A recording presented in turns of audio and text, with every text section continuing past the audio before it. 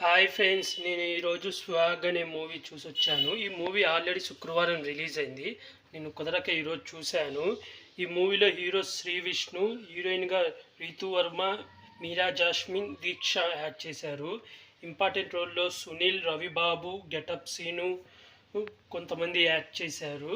ఈ movie story line వచ్చి swag అనే వంశం ఒకటి ఉంటుంది. అయితే ఆ వంశం ఆస్తి మొత్తం వాళ్ళ వారసులకు వస్తుంటుంది. అయితే చివరి వారసుడు ఎవరనేది తెలియదన్నమాట. అది తెలుసుకోవడానికి ప్రయత్నిస్తున్న టైంలో భూపతి అయిన హీరో పోలీస్ ఆఫీసర్ అన్నమాట రిటైర్డ్ అవుతాడు. అయితే అతను రిటైర్డ్ అయినాక అతనికి ఆడవాళ్ళంటే పడదు.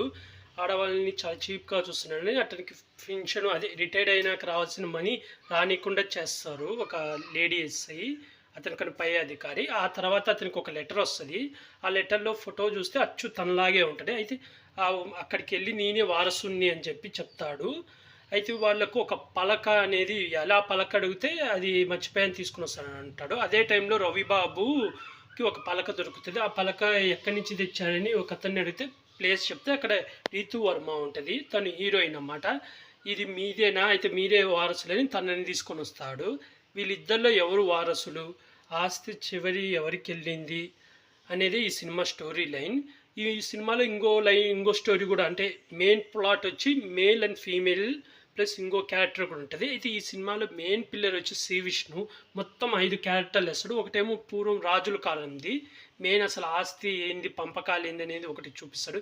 మిగతా 4 క్యారెక్టర్ ప్రజెంట్ ఉంటుంది. అంటే ఒకటి ఓల్డ్ మ్యాన్ క్యారెక్టర్, ఒకటి ఇజ్రాయెల్ క్యారెక్టర్, ఒకటి కొడుకు, ఒకటి పోలీస్ క్యారెక్టరు. ఈ 4 ఉంటాయి. చాలా బాగా యాడ్ చేశాడు. మెయిన్ అయితే పోలీస్ క్యారెక్టర్లో నెగిటివ్ సైడ్స్ అయితే చాలా బాగా యాడ్ చేశాడు. భూపతి రోల్లో ఆ వాయిస్ కానీ, దానికి ఆ వాయిస్ డబ్బింగ్ చెప్పడానికి 3 నెలలు పట్టిందంట శ్రీ విష్ణుకి. రోజు ఉదయాన్నే లేచి 4:30కు డబ్బింగ్ చెప్పేవాడంట. ఓన్లీ 30 నిమిషాలు చెప్పేవాడంట. ఎందుకంటే ఆ వాయిస్ అలా రావడానికి అని చాలా కష్టపడ్డాడు ఆ క్యారెక్టర్కి. రియల్గా ఆ క్యారెక్టర్కి అయితే ఫుల్ న్యాయం చేశాడు. చాలా బాగా చేశాడు. మెయిన్ ప్లేయర్ అయితే శ్రీ విష్ణు. ఆ తర్వాత మీరా జాస్మిన్ క్యారెక్టర్ కూడా చాలా బాగుంది. రీతూ వర్మ క్యారెక్టర్ కూడా చాలా బాగుంది. అయితే దీక్ష అని ఇంకో హీరో అంటే తనకు అంత ఇంపార్టెంట్ లేదు. రీజన్ అయితే కొంచెం ఉంది, కానీ అంత ఇంపార్టెన్స్ లేదు. అంటే అతని కొడుకు ఆ ప్లేస్కి రావడానికి హీరోయిన్ వాళ్ళ ఫాదర్ నువ్వెవరు, మీ నాన్న ఎవరో తెలియదని అలా తిట్టడం, తర్వాత అట్టయ్య వాళ్ళ నాన్నని కనుక్కుంటూ రావడం, అలా పెట్టారు లింకప్. కానీ తనకు స్కోప్ లేదు, డైలాగులకు కానీ యాక్టింగ్ కానీ స్కోప్ లేదు.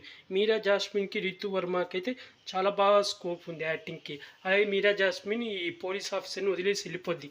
ఎందుకు వెళ్ళిపోయింది అనేది ఇంటర్వ్యూకి ముందు రివీల్ చేసి ఇది స్టోరీ కానీ అది కూడా బాగుంది. ప్లస్ ఇంటర్వెల్కి ఒక ట్విస్ట్ రివీల్ అవుతుంది, అది బాగుంది. తర్వాత సెకండ్ హాఫ్లో ఒక స్టోరీ నడుస్తుంది. అదే ఆ ఓల్డ్ ముసలైంది అసలు ఏంది, ఆయన ఎందుకు వాళ్ళ కొడుకుల్ని ఇద్దరు పుడితే ఒకరిని ఎందుకు దత్తకిచ్చిండు, ఒకళ్ళు ఎందుకు లేడీగా మారారు అనేది చూపిస్తాడు. అదైతే చాలా బాగుంది. లాస్ట్లో ఎమోషనల్ డైలాగ్స్ కానీ చాలా మంచి మెసేజ్ కూడా ఇచ్చాడు.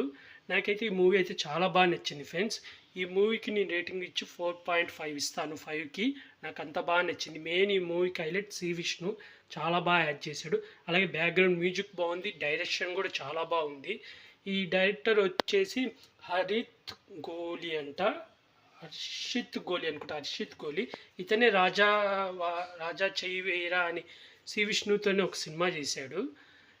మిగతా క్యారెక్టర్ సునీల్కి పర్లేదు, తనంత వరకు బాగా చేశాడు. గెటప్ సీన్ కూడా తనకున్నంత పరిధిలో తను బాగా చేశాడు. రవిబాబు కూడా బాగా చేశాడు. అక్కడక్కడ కామెడీ కూడా కొంచెం పండించాడు. నాకైతే ఈ మూవీ అయితే నచ్చింది ఫ్రెండ్స్. నాకైతే బాగా నచ్చింది. మీరు ఎవరైనా చూడకపోతే చూసేయండి. అలాగే ఇలాంటి మూవీ రివ్యూస్ కానీ, వెబ్ సిరీస్ రివ్యూస్ కానీ కావాలనుకుంటే నా యూట్యూబ్ ఛానల్ని సబ్స్క్రైబ్ చేసుకోండి friends. Like, share, comment, subscribe friends. Bye.